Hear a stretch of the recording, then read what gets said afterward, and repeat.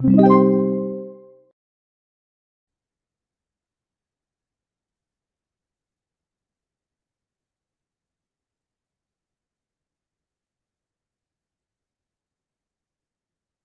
right. Situation. Reinforced concrete beams, 300 millimeters wide and 500 millimeters deep. Below the slabs are spaced 2.5 meters on center. So, bali, ito na yon. Okay. The beam support, sorry. The beam support a slab 100 millimeters thick carrying superimposed dead load of 3 kilopascals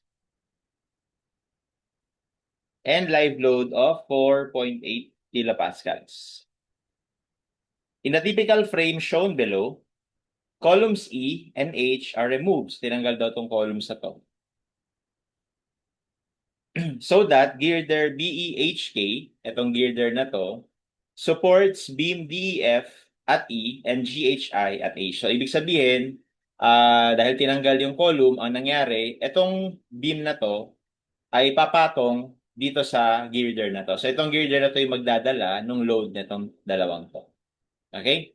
So, for the first question, calculate the factored load in kilonewtons at E induced by beam DEF, no? So, ano daw yung factored load? Okay?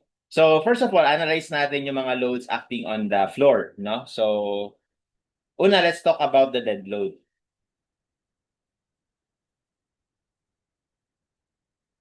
Okay, so number one, we have the superimposed dead load. Okay? Superimposed dead load. So, this is floor load, no? So, 3 kilopascal. So, ibig sabihin, nakapatong siya dun sa slab. Okay? So, ibig sabihin ganito. Kumbaga, kung ito yung, ano natin, slab natin,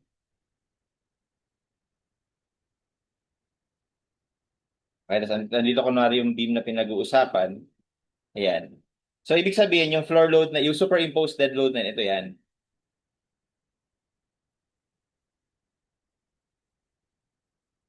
Okay, so yun yung superimposed dead load. So, ang goal lang natin dyan, guys, is ma-convert yung load na yun into a concentrated uniform load dun sa beam. So, maging ganito siya. Okay, so maging ano siya, W superimposed dead load. So, para ano, kumbaga ang pinagkaiba, ito kasi na kilopascal. Ito, naka kilonewton per meter. So, para maging kilonewton per meter yan, kailangan lang nating malaman kung ano bang klaseng slab yung mga to. For example, this one. Anong klaseng slab yan? So as you can see, dahil itong length na to ay 6 meters, tapos itong short span niya ay 2.5. Pag kinuha natin yung ratio ng ano, ng short span to long span, okay, that is 2.5 divided by 6 meters. So that will give us, okay, so 0.42, which is less than 0.5. So dahil less than 0.5 siya, ibig sabihin this is one-way distribution. So, ano bang halaga nun? So, para malaman natin kung paano ba matatransfer itong mga loading na to. So, kung pwede kasi kapag ka one-way, ibig sabihin, maghahati lang itong, yung floor load na nandito, mahahati lang into two. So, yung kalahati ay mapupunta sa beam na to, tapos yung kalahating to, mapupunta sa beam na to. Pero pag two-way yan, mangyayari, at may triangular dito na part na mapupunta sa beam na to, tapos may trapezoidal dito na part na mapupunta sa beam na to, may triangular dito na part na mapupunta sa beam na yan, and so on. Okay? Pero ngayon, dahil na-prove natin na one-way distribution, so ibig sabihin, hati lang. So yung kalahati nito mapupunta sa kanya. Okay? Tapos ibig sabihin, yung kalahati sa kabila, mapupunta naman sa kanya. So ibig sabihin, kung ito yung beam na yon, yung kalahati dito at saka yung kalahati dito, is yun yung magiging responsibility niya. Kumbaga, parang ito yung floor load niya. Yan. Okay? So ngayon, paano natin i-convert yan into kilonewton per meter? Kasi di ba yung kilopascal ay kilonewton per meter squared. So basically, mag-multiply lang tayo ng length, no? At yung i-multiply lang natin na length, ito yun. Bali, ito. Yan, yung length na yan. Okay? Which is ito yun. Okay, which is kalahati ng 2.5 sa itaas at kalahati ng 2.5 sa kanan. So basically, 2.5 lang yan. Okay, so 2.5. So therefore, our uniform superimposed dead load is equal to the floor superimposed dead load multiplied by yung spacing nila, which is yung short span, and that is 2.5. No? So basically, that is 3 times 2.5.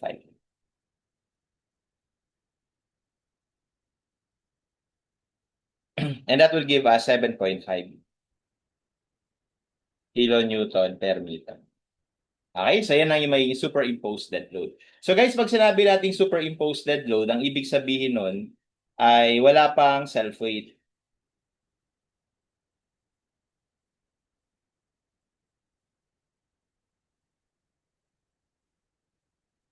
Okay? Kasi kaya nga siya tinawag na superimpose, ibig sabihin parang itinatong lang doon sa structure na dead load. Okay, so ano pa yung iba pang dead load na kailangan natin i-consider? So dahil ito ay nakapatong sa slab na to, hindi pa yan kasama yung bigat ng slab na to. Okay, so kailangan din natin i-consider ngayon gaano kabigat itong slab na yan na magta-transmit dun sa beam DEF. Okay, so how do we calculate the load of the slab? Okay? So, ganun ulit, alam naman natin na yung gamma ng concrete sa NSCP is around 23.6 kilonewton per cubic meter. Okay? Yan yung unit weight ng concrete. So basically, para maging kilonewton per meter ito, kailangan mo mag-multiply ngayon ng 2 meter, no? Meter squared, which is an area. So tandaan nyo na, kapag area yung kailangan mo ipang multiply, yung area na yun is yung cross-sectional area para maging ganito rin siya. Okay? So therefore, that is gamma of the concrete multiplied by the area of the slab. Okay? So gamma ng concrete, actually kahit naman 24 kasi hindi naman binigay sa problem eh. Pag hindi binigay sa problem, so maybe ang assumption na dapat natin gamitin is yung ginagamit sa NSCP. Nakalagay sa NSCP is 23.6 kilonewton per cubic meter yung gamma ng concrete. Pero acceptable din naman lalo na sa board exam kung 24 na yung gamitin mo. Total maliit lang naman yung diferensya nun. Okay? So, anyway, gawin ko na dito. Ito na lang. Total, andyan na yan, no? So, let's have 33.6. Tapos yung area ng slab. So, again, yung haba nito is yung tributary width na 2.5 times yung height. Yung height is basically yung thickness lang ng slab. Okay? At yung thickness ng slab is given naman sa problem. Eto. Okay, 100 mm. So, therefore, we have 0.1 multiplied by 2.5. And that would give us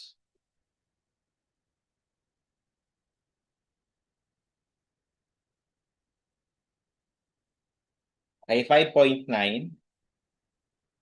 kilonewton per meter. Okay?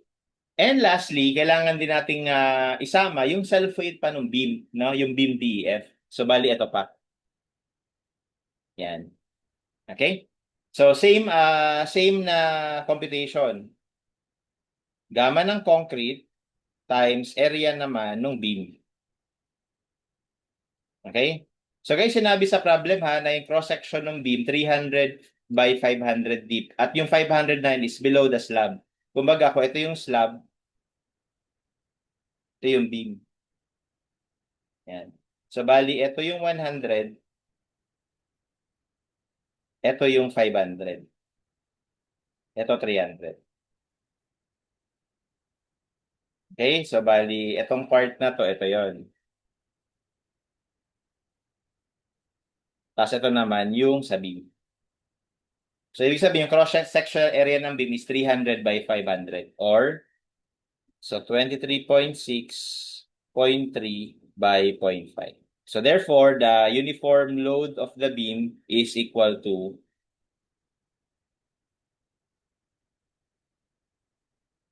3.54.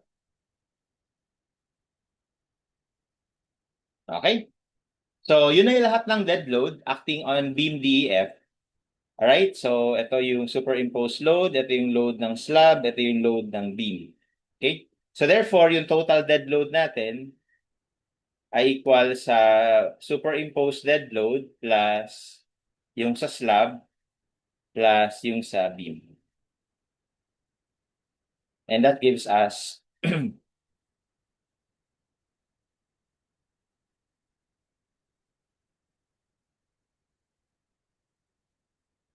okay, so 16.94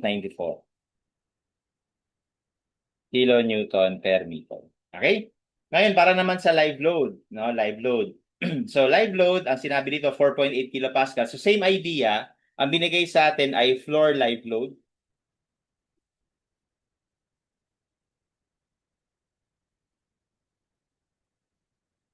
4.8 kilopascal. And para maging uniform yun, we will just multiply that to the tributary width or yung short span.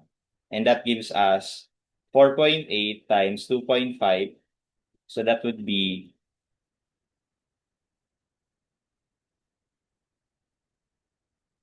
12.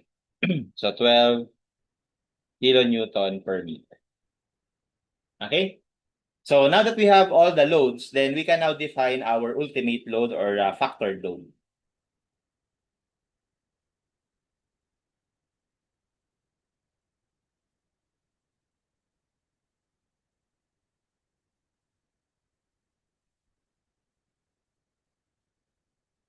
Okay, so WU is equal to 1.2 dead load plus 1.6 live load.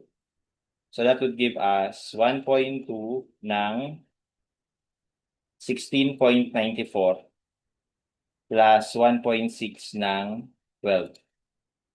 So that gives us 39.528 kilonewton per meter. Okay? So after this, i-analyze na natin yung beam DEF. Ito. So to visualize that, dito may column. So ibig sabihin, sabi niya dito, although wala pa siya sinabi, pero it is understood that the beam column connection should be considered as a fixed support, no? So ibig sabihin fixed dito. Tapos ito kumbaga itong beam na to nakapatong sa girder na to. So ibig sabihin, ang mangyayari itong beam BHK or girder BHK will serve as a simple support to this beam.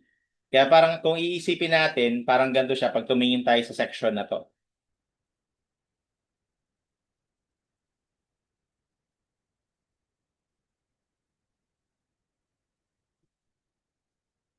Okay, so if you would analyze that on section AA,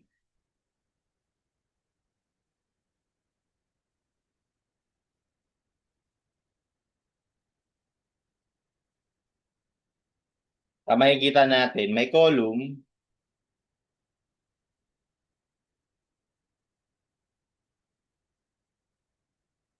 ito yung beam, tapos may beam dito. So may column ulit dito. Ganyan siya. Okay, so ito yung D, E, F. So syempre, dito yung load.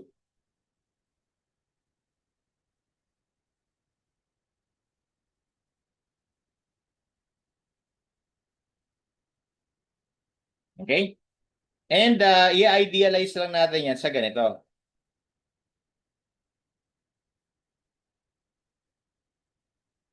Okay, so ang idealization lang yan, ito yung column, fixed support, ito yung beam,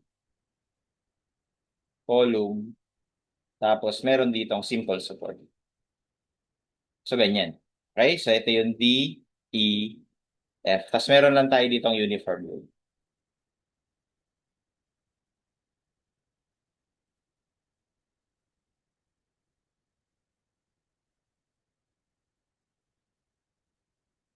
Ganyan. Okay? Tapos ang tinatanong lang sa atin, ano yung reaction dito? Kasi kung ano yung reaction dyan, yun yung force na itatransmit netong girder na to, netong beam na to, dito sa beam na to, I mean sa girder na to. Okay? So, how do we solve for that? So, dito, gagamit lang ako ng superposition. Um, idagdag lang natin sa mga kailangan natin i-memorize na superposition formula, itong dalawang to. So, note, kasi lagi itong ma-encounter eh. Kapag ka meron kang ganito, fix, tapos may uniform load all throughout.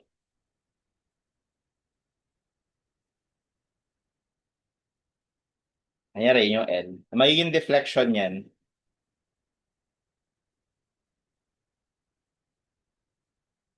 ay WL to the fourth over 384 EM. Madali lang tandaan kasi yung kabisado nyo yung sa simple beam na merong uniform load W. Di ba 5WL to the fourth over 384 EI yun. So kapag fix, tanggalin nyo lang yung 5. Okay? Ano pang isang kailangan na idagdag sa i-memorize? Ito pa. Kapag fix, tapos meron kang concentrated load sa midspan.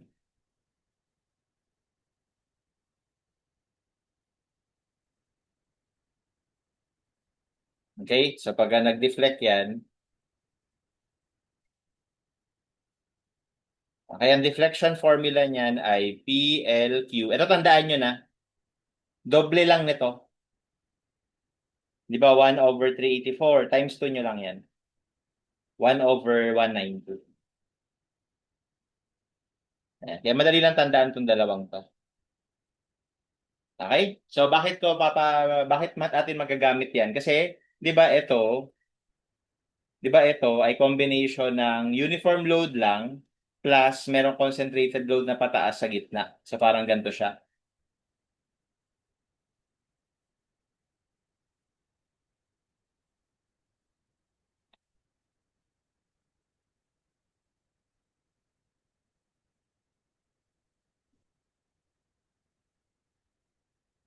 Ito,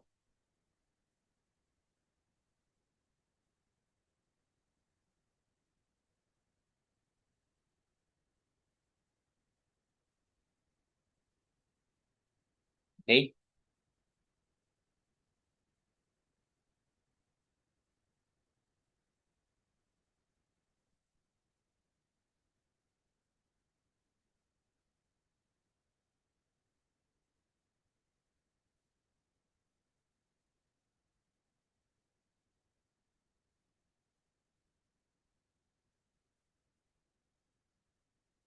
So ganyan yan, no?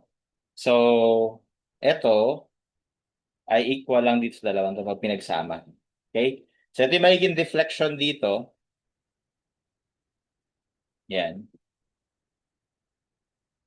Deflection 1. So ito naman yung magiging deflection dito. Deflection 2. Tapos yung magiging deflection dito, ganyan. Which is basically doon, walang deflection.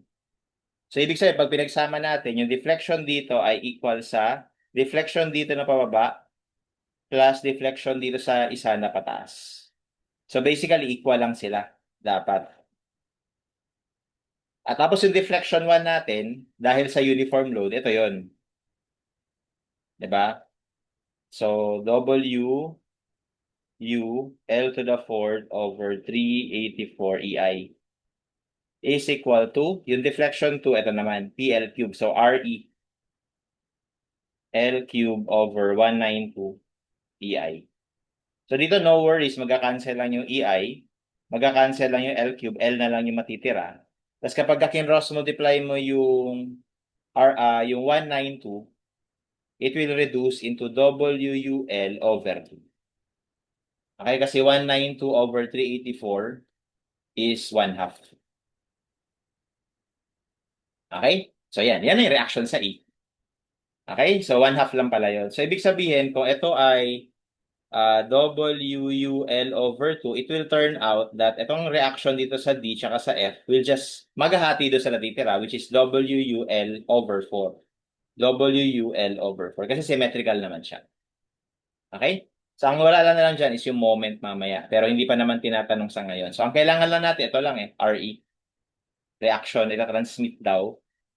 factor load at E to be induced by beam DEF. Okay, bali yung reaction. So therefore, our reaction. So take note lang guys, yung L dito ha, yung L dito is yung buong from fix to fix, yung L. Bali from here to here. Di ba ang original na ito na sukat ay 6 meter tsaka 6 meters. Yung L natin guys, 12.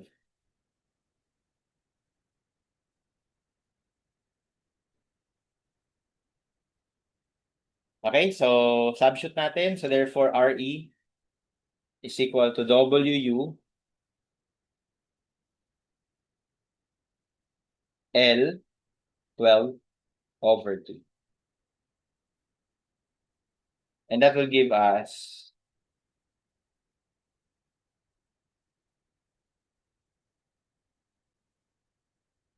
okay, so 237.17.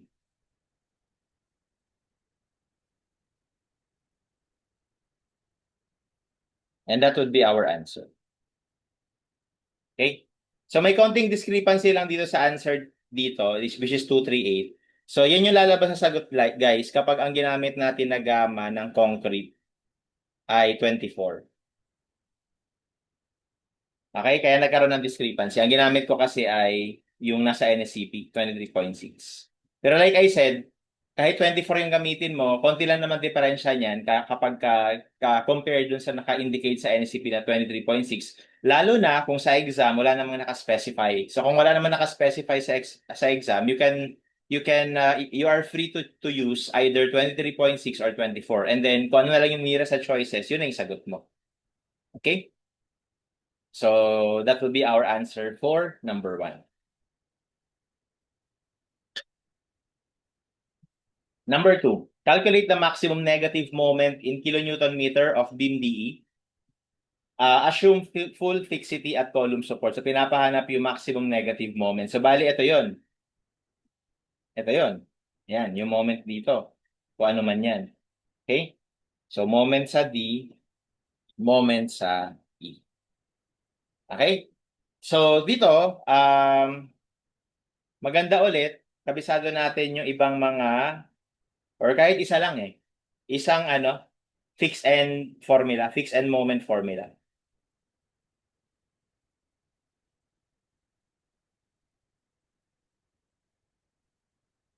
Okay? So kahit ito lang, okay na to.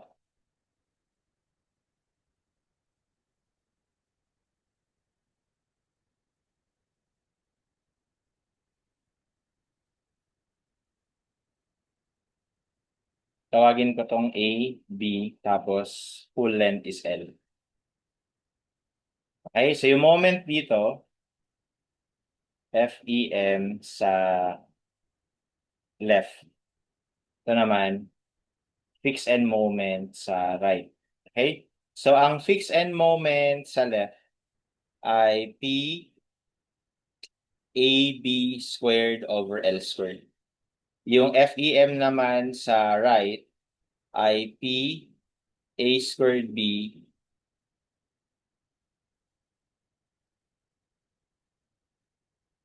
over L squared. Okay? So, ang palatandaan ko dyan is kapag naghahanap tayo ng fix and moment, palagi lang yan na yung force P, okay, multiplied by the near dimension. Halimbawa, ito yung nahanapan mo ng fix. So, ito yung near, ito yung far. Yung far yung lagi naka-square. So, P times near distance times far distance squared over yung full length squared. Kaya kung maghahanap ka naman ng moment dito, P times near, ito naman yung near. Yung far mo naman ito, kaya yun naman yung naka-square over L squared. Okay? So, ganun lang. Okay? Kung kabisado mo yan, edi pwede mo nang mahanap yung fix and moment ng kahit anong load. Paano? Halimbawa, gusto ko hanapin yung fix and moment kapag uniform load. Although maganda, kabisado na rin to. Pero tingnan lang natin kung paano siya kukunin. Ito yung W, di ba? Tapos hinahanap natin to, kunwari, FEM.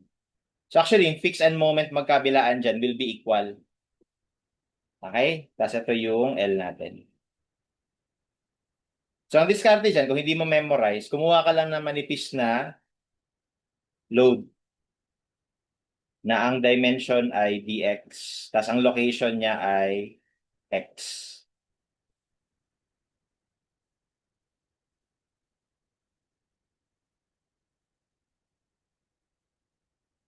Tas sa kabila,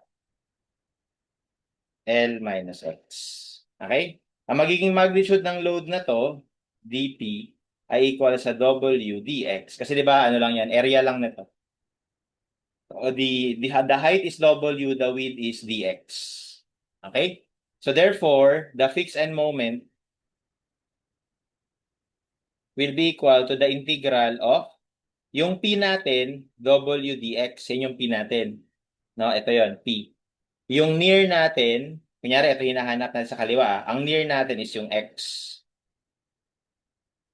Tapos yung far natin, L minus x squared over L squared. So we will integrate. So mula saan ba yung load? Mula dito hanggang dito. So kung gagawin ko tong ano, bali ito yung x, ito yung 0, no, up to x is equal to L. Okay, so from 0 to L. So ganyan. And then take note, W is constant. So kapag sinimplify natin ito, factor out lang natin yung constant, W over L squared is constant. And then we have x. Kasi ito expand na natin. L squared minus 2xl plus x squared. Tapos dx. Di ba maging ganyan? Bali, ito yan. Nilabas ko lang. Tapos ito, pag in-expand, ito yon. Tapos pwede na natin to distribute. So W over L squared, integral from 0 to L, we have L squared x minus 2x squared L plus x cubed dx. And then let's just integrate this by power. W over L squared.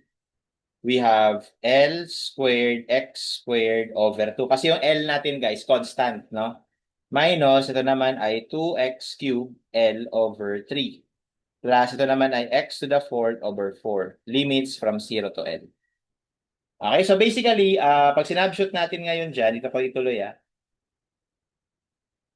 yung L, so W over L squared magiging L to the 4th over 3 minus 2 L to the 4th over 3 plus L to the 4th over 4, di ba? Tapos minus 0.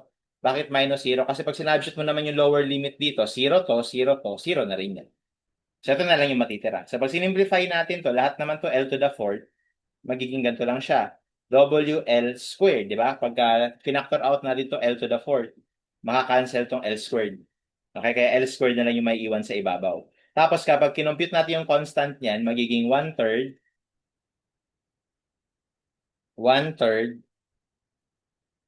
minus 2/3 plus 1/4.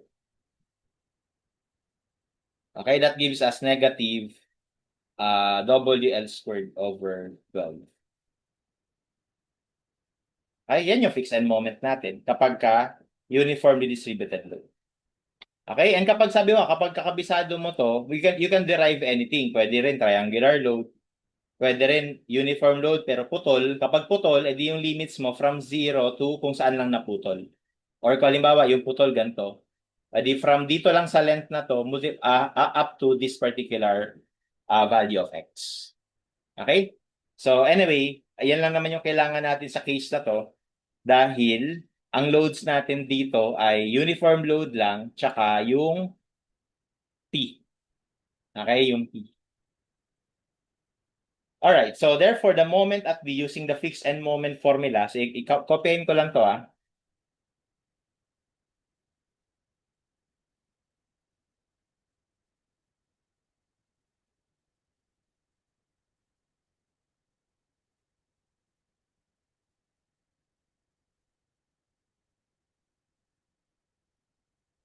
So for number 2, yung magiging moment sa D ay equal sa, dahil dun sa uniform load, WU L squared over 12. And we are expecting na negative yun, no? And then yung P natin dito, dahil pataas siya. So actually guys, ito pala, nakalimutan ko sabihin. Negative ito. Negative yan. Kasi negative moment ito. Yan, negative yan. Okay? However, um, kapag yung load mo pataas, so magbabaliktad lang yung sign. So instead na minus ang i-cost na to, magiging plus. Kasi pataas, no? Yung RE. So yung RE, ang near natin guys, ito, which is L over 2. Yung far natin, ito, L over 2 din. So L over 2 far squared over L squared. Again, take note, yung L natin dyan is 12 meters. So therefore, the moment at D will be negative WU L squared over 12 plus yung reaction natin sa E ay 237.17. Okay, tapos 6 times 6 squared over 12 squared. So that is the moment at, and that gives us,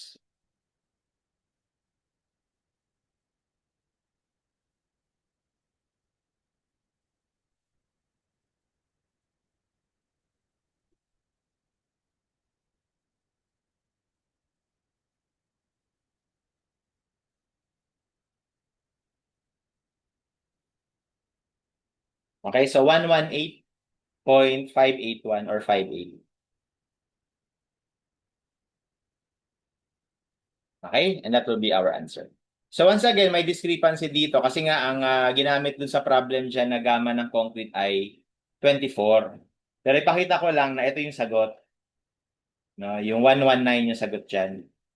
Okay? So, kapag ginamit natin na P ay 238 instead na 237,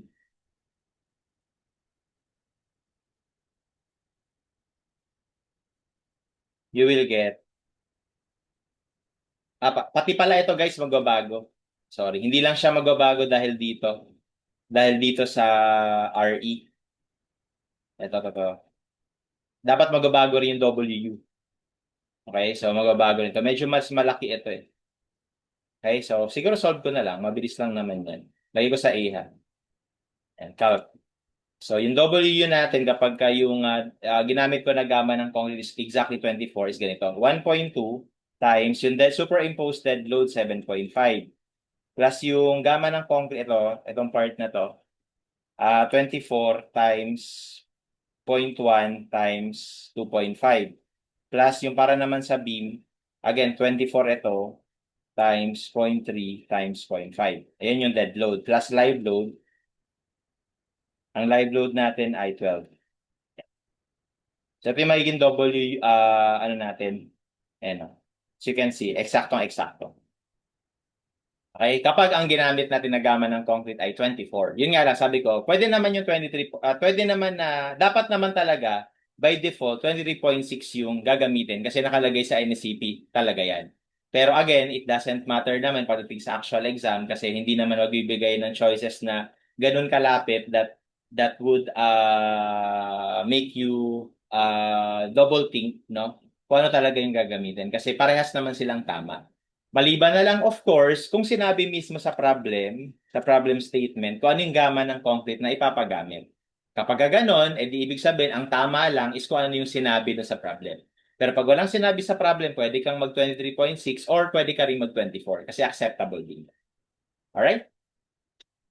Now for item number 3, calculate the maximum positive ultimate moment in kilonewton meter for girder BK. So ito naman yung i-analyze natin. Okay? So again, fix ito. So actually wala siyang support kasi siya yung nakasuporta sa mga to eh. Bale ang mangyayari lang, meron ka lang ditong fix. So tawagin ko tong section BB para ma-analyze natin.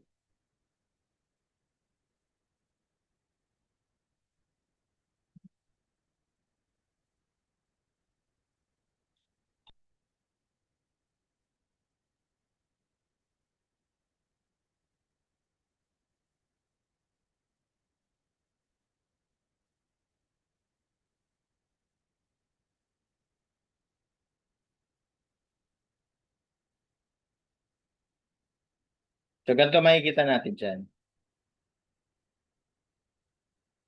May column dito.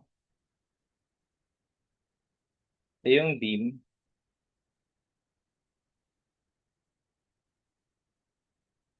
Ayan. Okay? So, ito yung B. B. Summary ito yung E, H, K. Okay? So, yan. Tapos, ang mangyayari lang, wala siyang support sa E at sa H kasi nga siya yung support sa H at sa H. Ang meron lang dyan, guys, is yung na-transmit na concentrated load dito. Bali yung RE at saka yung RH. Okay? Maliban sa dalawang yan, don't forget na meron ding self-weight yung beam. So meron din siyang sarili niyang WU ng BK. So hindi yan yung WU na to, ano? Baka isipin nyo, yan ay hindi equal dito, ha? Hindi yan equal dito. Ito ay para kay beam DEF. Para yun dito. At saka para rin yun dito sa GHI. Okay? So, yung uniform load na i-consider lang natin dito is yung self-weight niya. Hindi na yung uniform load nitong, kasi ang nangyari, yung uniform load na nandito is na simplify na natin into a concentrated reaction. Ito na yun. Kumbaga, ito na ipapasa natin na galing dun sa floor load, dun sa girder BHK. Okay? So, hopefully na imagine nyo na. So, that's why ang isasama lang natin sa uniform load dito is yung self-weight na lang nitong beam na to mismo. Okay, wala na ding slab. Wala na ring slab. Kasi nga, nandito na yun. Dito na yung papasok. Okay? So, anyway. So, parang ganito yan eh. Kumbaga, kung ito yung slab,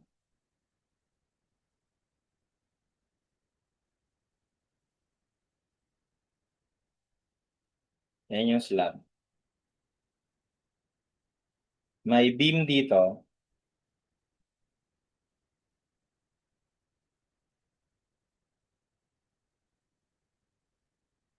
May beam din dito. Okay, kunyari, ito yung beam DEF. At ito yung beam, GH, ano yan? GHI.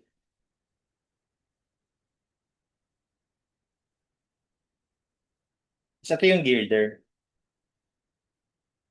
Bali, nandito yung girder.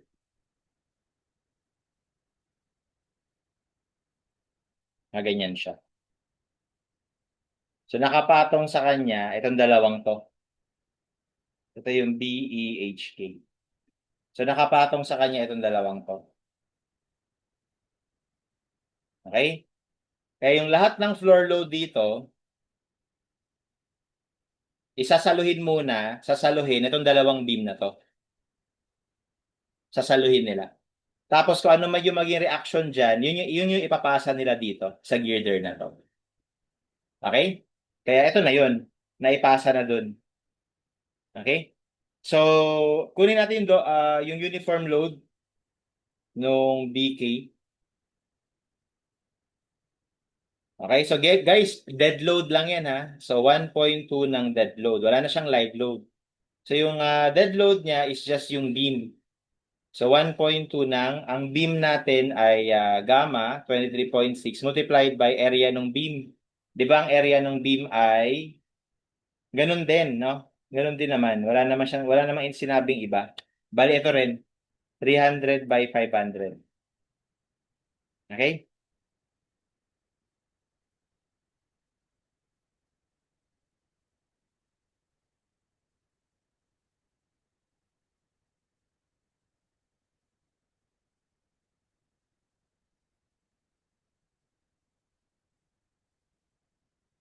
So that is 4.248. Again guys, expect natin na meron itong discrepancy sa choices kasi ang ginamit ko 23.6. Yung ginamit sa choices dyan ay 24. Okay? So anyway, this is 2.5 meters. 2.5 tapos 2.5. Okay? Ang idealization niyan, bali ganito lang.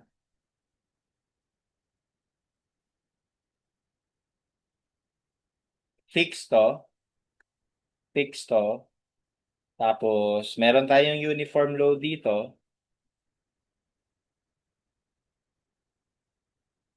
na equal sa 4.248, tapos meron tayo dito dalawang reaction or dalawang concentrated force na equal sa 237.17.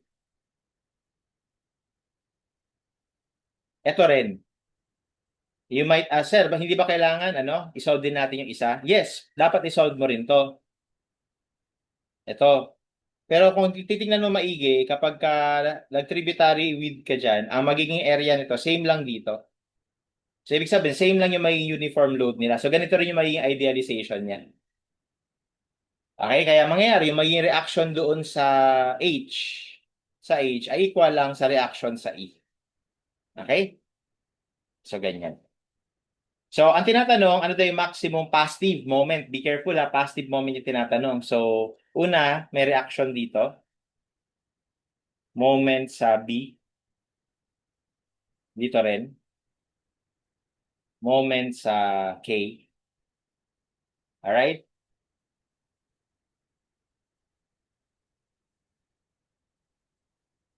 Okay, tapos syempre, maliban dun, may reaction din dito. Okay, so para makompute natin yung mga moment, tsaka reaction, so this 2.5, 2.5, 2.5. Okay, so we can make use of symmetry kasi symmetrical naman. So pwede na natin makompute yung reaction sa B. So yung reaction sa B ay magiging equal lang sa reaction sa K, which is kalahati lang ng total load. 1/2 lang ng total load. Dalawang 237.17 plus yung uniform load natin na 4.248 times full span. Ang full span natin ay 7.5. Okay, so 7.5. Okay, so ang magiging reaction natin sa B at sa K ay equal sa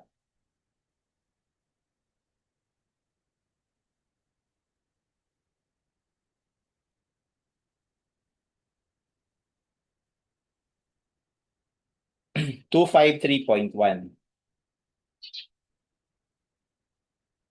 Okay? So may reaction tayo sa B, 253.1. Next, kailangan ko naman yung mga moment reaction. So for moment reaction, gamitin ulit natin yung fix and moment.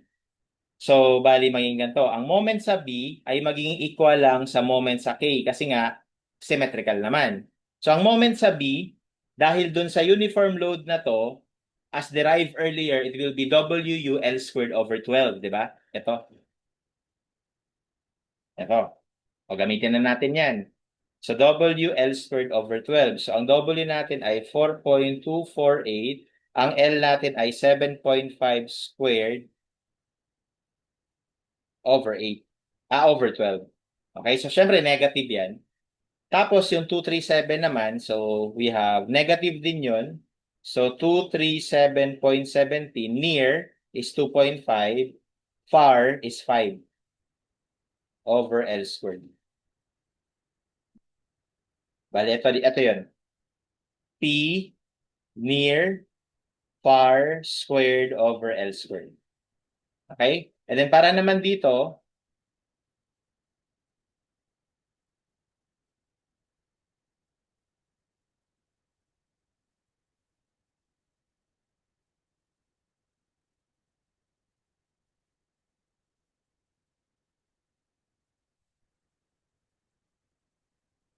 so we have minus 237.17. Ang near mo naman is 5. Ang far mo naman ay 2.5. So para dito, no? We are taking moment here.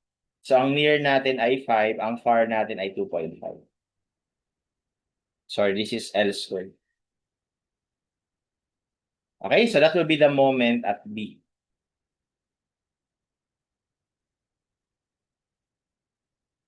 So the moment at B, or dito na lang.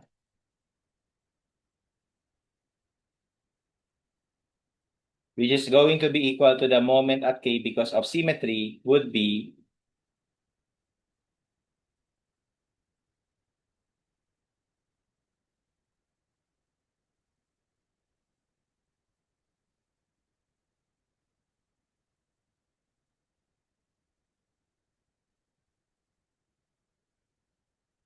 so pinlas ko na lang lahat ha kasi pare-pares naman silang negative.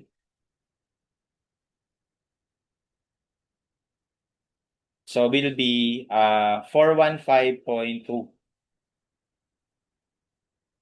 kilonewton meter. Okay? Now, hindi yan yung sagot, no? Hindi yan yung sagot kasi ang tinatanong sa atin dito ay maximum positive moment. So ang nakuha natin, maximum negative moment. Okay? So to calculate the maximum positive, hanapin natin saan yung magiging positive dito. So pwede tayong mag-drawing ng shear diagram kung gusto nyo. So drawing natin yung shear diagram.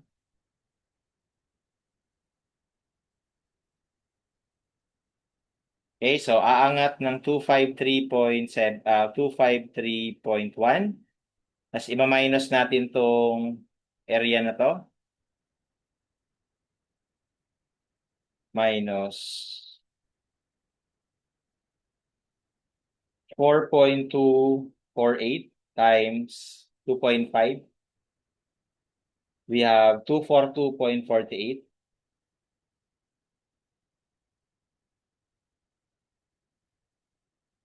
Okay, tapos mag-minus pa tayo ng concentrated na 237. Magiging 5.31. Tapos mag-minus na naman tayo ng uniform load. So negative 5.31. Okay, tapos mag-minus tayo ng 237. So actually, magiging ganito lang yan. Magiging 242.48. Tapos mag-minus ka na naman ng uniform load, ganyan. Tapos magiging ano to, 253.1 tapos 0. So ito yung shear diagram natin.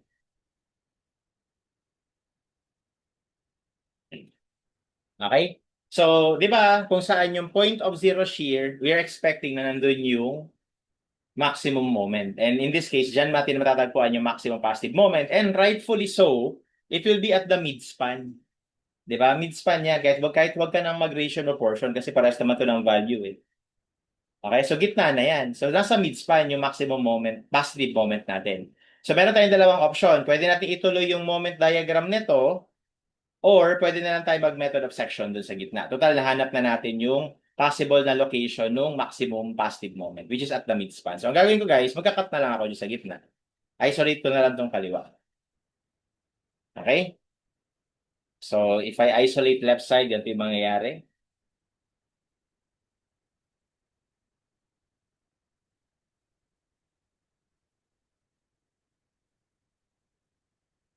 4.248. Meron ditong load, 237.17. May reaction dito, 253.1. Tapos meron ditong moment reaction na 415.2. Okay, tapos yung mga sukat, eto 2.5. Eto half na lang ng 2.5, so 1.25. Tapos andito yung midspan. So meron siyang in-expect na positive moment. Okay, at saka may shear din dyan. Pero yung shear dyan, zero. Ayun, no, zero. Zero. Okay? So anyway, to solve for the moment there, we will just take moment at the midspan.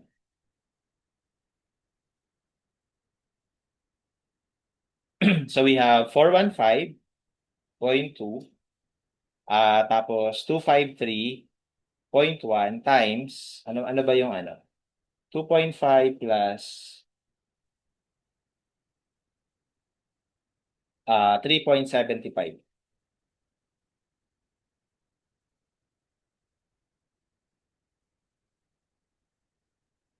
Okay, and then ang rotation nito clockwise. So negative. And then yung uniform load, 4.248. Ang total length ay 3.75. Ang moment arm niya ay 3.75 over 2. Kasi di ba pagka sinimplify mo to, nasa gitna yan. Gitna ng 3.75. Okay, and then what else? Ito naman, 237.17. So by the way, ang rotation nga pala nito ay counterclockwise. And then we have 237.17. Ang moment arm mo lang, 1.25. Again, that is counterclockwise. Okay? And I assume that M is counterclockwise, so M is positive, equal to 0. So, ganyan. Okay, and then we just solve for M.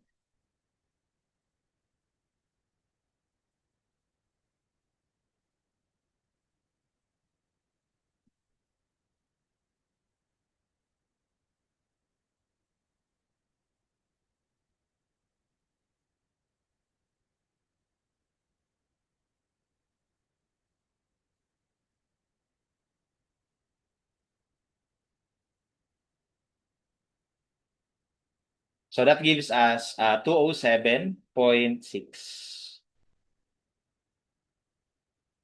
kilonewton meters. So, that gives us the maximum positive moment.